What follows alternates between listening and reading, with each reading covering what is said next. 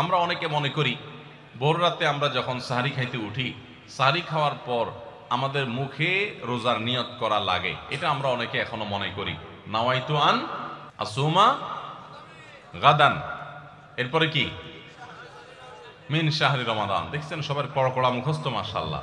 মাসনুন দোয়ার কথা যদি জিজ্ঞাসা করি তাহলে অনেকেই বলতে পারবেন না, কিন্তু যে দোয়ার কোনো ভিত্তি কোরআন হাদিসে কোথাও নাই ওইটা সবার মুখস্থ। নকলটা সবার মুখস্থ, আসলটার খবর নাই। রমজান মাসে বা রমজানের বাইরে কোনো সময় রোজার নিয়ত মুখে উচ্চারণ করা, এই যে নাওয়াইতু আন আসুমা গাদান মিন শাহরি রমাদান, আরো কি কি আছে, এরকম কোন দোয়া পড়ার কথা কোরআন কিংবা হাদিসে কোনো নির্দেশ আমাদেরকে দেওয়া হয় নাই। আপনি সাহারি খাইতে উঠছেন কি জন্য? রোজা রাখার জন্য। রমজান রোজা রাখার উদ্দেশ্যে সাহারি খাইতে উঠছেন, বাস এটাই নিয়ত। নিয়ত মানে মনের উদ্দেশ্য।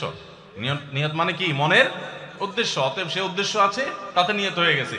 মুখের নিয়ত করাটাকে যারা জরুরি বা আবশ্যক মনে করেন তারা অবশ্যই ভুলের মধ্যে আছেন, এবং এটাকে জরুরি আবশ্যক বানানোর কারণে বেদাত হতে পারে, বরং গুনাহ হতে পারে। রমাদান কেন্দ্রিক একটা ছোট ভুল বলা যেতে পারে যে এই মুখে নাওয়াইতু আন আসুমা দোয়া পড়াটাকে আমরা জরুরি মনে করি। অনেক ক্যালেন্ডার ইত্যাদি দেখবেন এরকম, রমজানের ক্যালেন্ডার, ইফতার সাহারির ক্যালেন্ডার, ওখানে দেখবেন এরকম দোয়া দেওয়া আছে।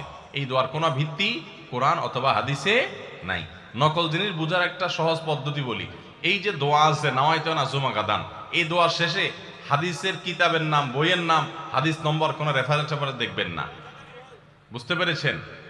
এটা হলো মেড ইন জিনজিরা জিনিস আইটেম যেরকম দেখেন না, ওই রকম।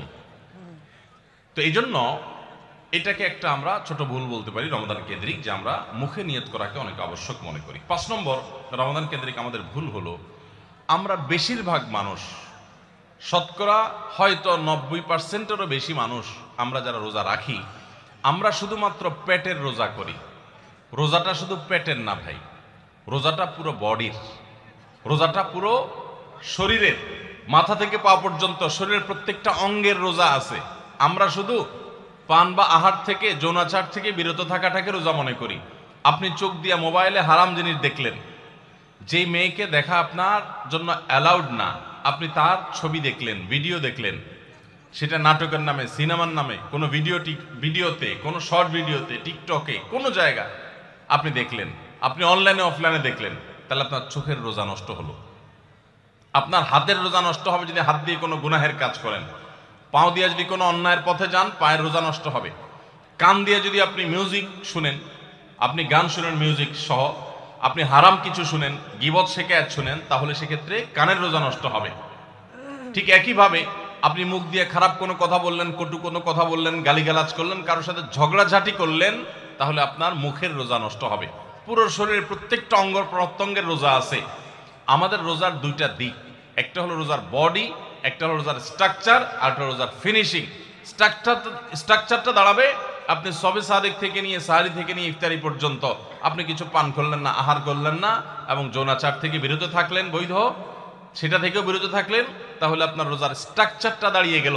কিন্তু এই রোজা বা সিয়ামের ফিনিশিংটা হবে তখন যখন আপনার মাথা থেকে পা পর্যন্ত শরীরের প্রত্যেকটা অঙ্গ প্রত্যঙ্গের রোজা রাখবেন। শরীরের প্রত্যেকটা অঙ্গ প্রত্যঙ্গ থেকে যখন আপনি গুনাহ থেকে বাঁচাবেন, তখন আপনার রোজাটা পূর্ণতা পাবে।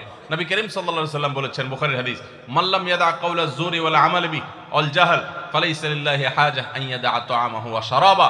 যে ব্যক্তি রোজা রেখে মিথ্যা কথা বাদ দিল না, রোজা রাখছে আবার মিথ্যা কথা বলে, আবার যে ব্যক্তি মিথ্যা কাজ, প্রতারণা, 2 নম্বরে এই সমস্ত বাদ দিল না রোজা রেখে, যে ব্যক্তি মূর্খতা সুলভ কাজ করলো, এই ব্যক্তি রোজা রাখে, উপবাস থাকায় আল্লাহর কোনো ঠেকা পড়ে নাই, অর্থাৎ তার নিজের কোনো লাভ হয় না, তাহলে এটা উপবাস থাকা ছাড়া আর কি।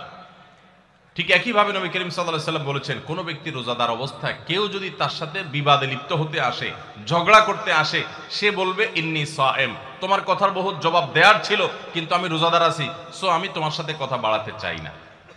ভাইরা আমার, আমাদের রোজার সবচেয়ে বড় ভুল যদি আপনি আমাকে জিজ্ঞেস করেন, তো আমি বলবো সবচেয়ে বড় ভুল হলো যে আমরা রোজা রেখে নানান পাপাচারে লিপ্ত হই, নানান গুনাহে লিপ্ত হই। আমরা রোজা শুধু পেটের রাখি, আমরা আমাদের শরীরের অন্যান্য অঙ্গ প্রত্যঙ্গের রোজা রাখতে পারি না। রোজা মনেরও করতে হয়, মন দিয়ে কোনো খারাপ চিন্তা করব না, খারাপ জল্পনা কল্পনা করব না, অন্যায় কোনো কিছু করব না, মনের ভিতরে হিংসা রাখবো না, বিদ্বেষ রাখবো না, কারোর প্রতি শত্রুতা রাখবো না, এটা মনের রোজা। আর পুরা শরীর যখন রোজা রাখবে, তখন এই ব্যক্তি হবে এমন রোজাদার যেই রোজার স্ট্রাকচারও ঠিক আছে, ফিনিশিংও ঠিক আছে, পূর্ণাঙ্গ রোজা রেখে এই ব্যক্তি রাইয়ান নামক গেট দিয়ে প্রবেশের উপযোগী, এই ব্যক্তি স্বয়ং আল্লাহর কাছ থেকে কিয়ামতের ময়দানে সেই মহাপুরস্কারের উপযুক্ত। এই ব্যক্তি সিয়ামের মাধ্যমে কোরআন এবং হাদিসে যত পুরস্কারের কথা বলা আছে সবগুলোর উপযুক্ত হতে পারবে। যে ব্যক্তির রোজা তাকে শুধু পেটের চাহিদা থেকে তাকে দূরে রাখে না, বরং শরীরের সমস্ত অঙ্গ প্রত্যঙ্গ দ্বারায় সমস্ত পাপাচার থেকে বিরত থাকার সংগ্রাম করে, নিয়ত করে, চেষ্টা করে এবং সেটা বাস্তবায়ন করে। আল্লাহ আমাদের সবাইকে তৌফিক দান করুন। ভাইরা আমার, তাহলে 5 নম্বরের ভুল বললাম যে রোজা রেখে আমরা অনেকেই নানান রকমের পাপাচার লিপ্ত হই। আমরা এগুলো ছাড়বো তো ইনশাআল্লাহ। আল্লাহ সুবহানাহু ওয়া তাআলা বলেছেন কেন রোজা ফরজ করা হয়েছে, লাআল্লাকুম তাত্তাকুন, যেন আমরা মুত্তাকি হতে পারি। মুত্তাকি হওয়া, গুনাহ ছাড়া, পাপাচার ত্যাগ করা, এটা রোজার উদ্দেশ্য। এটাই যদি না হয় তাহলে রোজার কোনো অর্থ থাকতে